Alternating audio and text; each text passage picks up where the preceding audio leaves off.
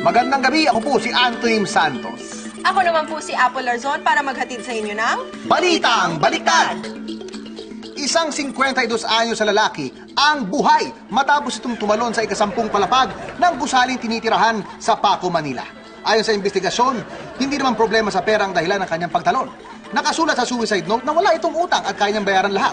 Kaya naman nakapag-desisyon siyang magpakabuhay.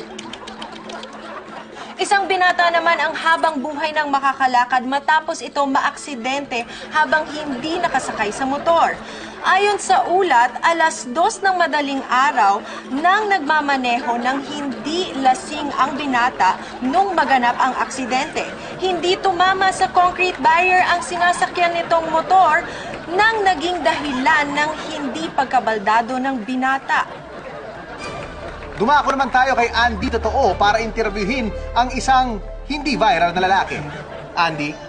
Yes, Antonyms, maraming salamat at kasama po natin ngayon ang naging sikat po at kilala po taga sa internet ngayon, nag-viral po ang kanyang picture dahil ang kin po niyang kapangitan. Ayan po si Patatas Man. Excuse me po, gwapo daw po kaya ako sumikat eh. Wow! Talagang kitang-kita po, no? Ang kanyang kapangitan po talaga. Alam niyo, nakuhanan po ito ng litrato habang nagbubuhat po ng patatas. Isipin ninyo, pangit na, tamad pa. Ha? Mas masipag ako. Sa katunayan, ako nga po nagpapaaral ng 5 kong kapatid eh. Wow, talaga? Isipin nyo, pangit na, tamad pa, wala pang kwenta sa mga kapatid at pamilya.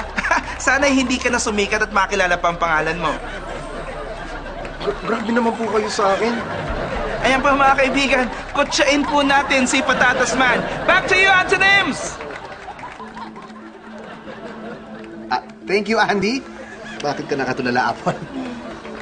Ang pangit talaga ni Patatas, ma. Nakakairita. Tama na. Magpaalam na tayo, pwede ba? Ay, oo nga pala.